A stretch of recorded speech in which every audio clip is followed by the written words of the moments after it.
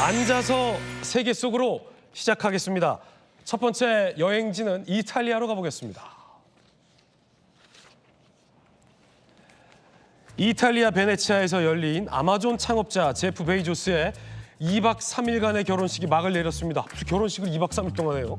트럼프 대통령의 장녀 이방카, 빌 게이츠, 유명 연예인의 모습도 보입니다. 이렇게요. 초호화 결혼식이었던 만큼 경제적 효과도 엄청났다고 합니다. 이탈리아 관광부에 따르면 한화 1조 5,300억 원 규모라고 합니다. 하지만 이 결혼식, 지역 주민들의 터전을 뺏는 오버 투어리즘을 우려하는 시민단체 항의가 거셌습니다. 이에 결혼식 장소를 외곽으로 변경했지만 시위대의 열기는 사그러들지 않고 계속되었다고 합니다. 박성 최고, 이 결혼식의 하객들이 굉장히 화려합니다. 네, 그렇죠. 이제 아마존 창업자 제프 베이조스의 결혼식인데요. 네. 그러니까 정말 말씀해주신 대로 기간도 굉장히 길었고 베네치아에서 열린 결혼식이긴 한데 사실상 뭐 통째로 빌렸다라고 봐도 무방할 정도의 스케일과 그 기간이었던 것 같습니다. 그래서 말씀해주신 대로 참석하신 하객들이 이제 굉장히 다양하고 뭐 연예인부터 유명 인사들이 뭐 200명이 넘게 이제 참석을 대거했다라고 알고 있고요. 뭐 그 외에도 인근공항 3곳에 전용기 90대가 있고 베네치아 대운하에 수상 택시 30여 대가 동원이 됐다라고 하고 네. 하객들은 뭐 최고 호텔에 다 뭐 여러 곳에 나눠서 숙박을 했다. 이 정도의 이 굉장히 큰 결혼식이었다. 이렇게 볼 수가 있겠습니다. 리오나르도 디캐프리오라고 요즘 써야 되는군요.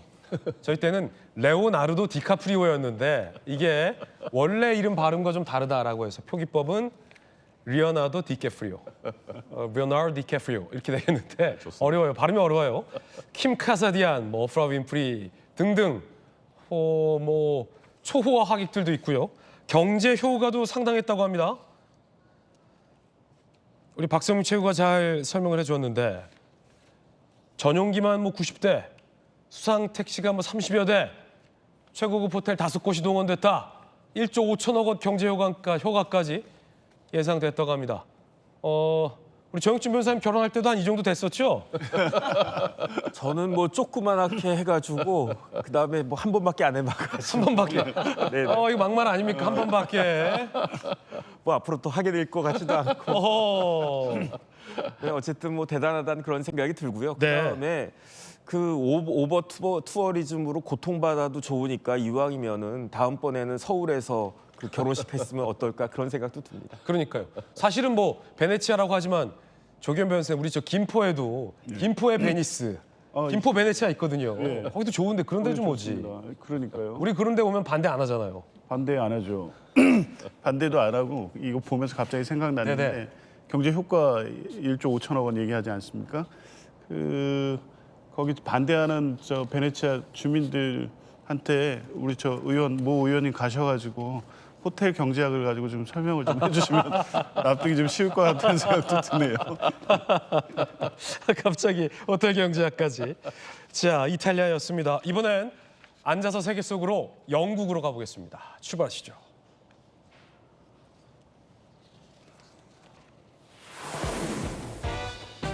밝고 생기 넘치는 느낌의 꽃무늬 드레스.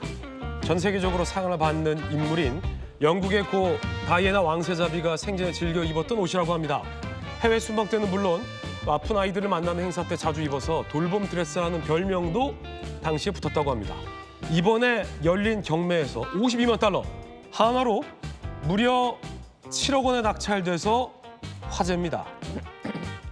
드레스를 낙찰받은 여성, 연시인, 기쁨을 감추지 못하는 모습까지 포착이 되었습니다.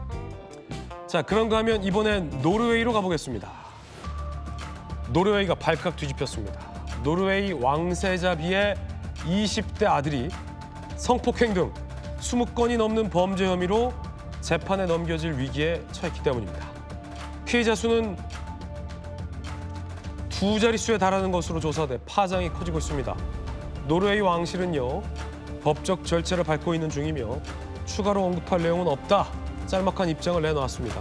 한때 국민 도련님으로 불렸던 마리우스의 범죄 논란에 노르웨이 국민들은 큰 충격에 빠졌습니다.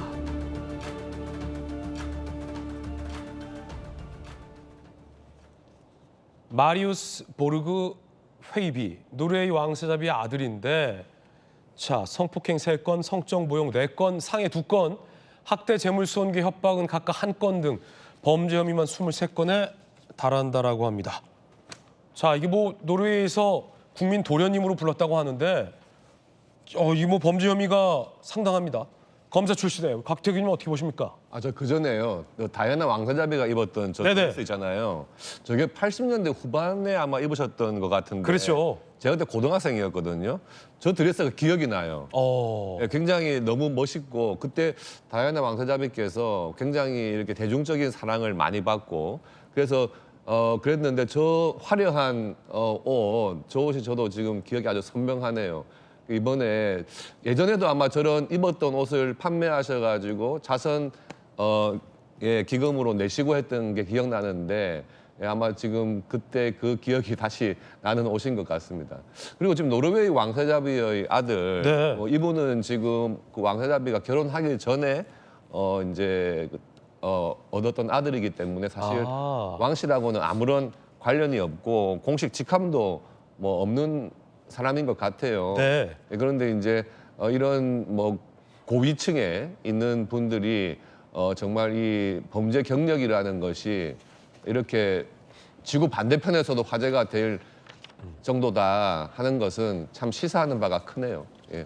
현지에서도 아마 이제 수사 논란이 좀 일고 있는 것 같고 왕세자비의 뭐 장남이라 하더라도 이 같은 뭐랄까 이런 강력 범죄에는 뭐 수사의 예외는 아니죠 거기서도. 그럼요. 예. 예.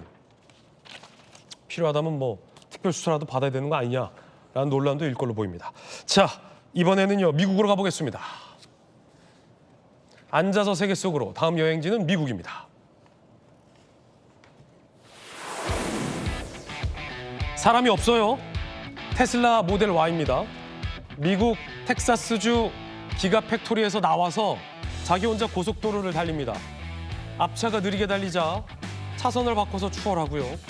신호 대기 상황에선 서서히 감속도 스스로 합니다. 약 24km의 거리를 30분 동안 달린 뒤에 고객의 아파트 앞에 멈춰 서기까지 성공합니다. 테슬라가 세계 최초로 자율주행 자동차 배송에 성공했다는 소식입니다. 자, 저희 중에 뭐 유일한 테슬라 오너인 정익진 변호사님, 네네. 테슬라가 지금 공장에서 나와서 구매한 소비자 집 앞까지 스스로 간 거예요? 글쎄요, 저는 사실은 그냥 옛날에 크루즈 컨트롤 있었잖아요. 스마트 크루즈 컨트롤도 아니고 그냥 일정한 속도로 쭉 가는 그것도 아주 대단하다, 신기하다 그렇게 생각을 했었는데 이제는 진짜 세상이 저렇게 바뀌었구나 저런 생각이 들고요. 그다음에 제가 그 테슬라 처음 타보니까 이거는 자동차가 아니라 그 말 그대로 모빌리티라고 하는 말이 더 어울릴 정도로 새로운 개념의 이동수단 아닌가 그런 생각이 들었었는데 진짜로 만약에 저렇게 된다라고 하면 운전을 하는 사람이 필요 없는 그런 혁신적인 그러한 그 기술이 또 발전된 것이 아닌가. 그러니까 일론 머스크가 세계에서 제일 부자가 됐구나 그런 생각이 들고 어쨌든 저걸 통해가 또 이런저런 많은 파생적인 효과들도 생기지 않을까 그런 생각 듭니다. 네. 자, 그런가 하면 일론 머스크가 이 트럼프 대통령과 최근 간신히 극적으로 화해를 했는데 또 이 이른바 트럼프 대통령의 대표 법안에 미친 짓이라며 비판을 했습니다. 머스크 미친 짓도 비판, 감세 법안 등 하나의 크고 아름다운 법안 상원 첫 관문 통과했는데 일론 머스크가 수백만 개 일자리를 파괴하고 막대한 전략적 피해를 초래할 것이다. 완전히 미친 짓이고 파괴적이다. 박채고 또 싸우겠는데요? 그러니까 얼마 전에 봉합하지 않았나요? 얼마 전에 방합했어요. 이- 약간 부부싸움 보는 것 같기도 네, 해. 이 둘의 관계는 뭔가 이제 애정의 관계를 넘어선 애증의 네네. 관계로 가고 있다. 애증의 관계다. 네, 이런 생각이 드는데 예.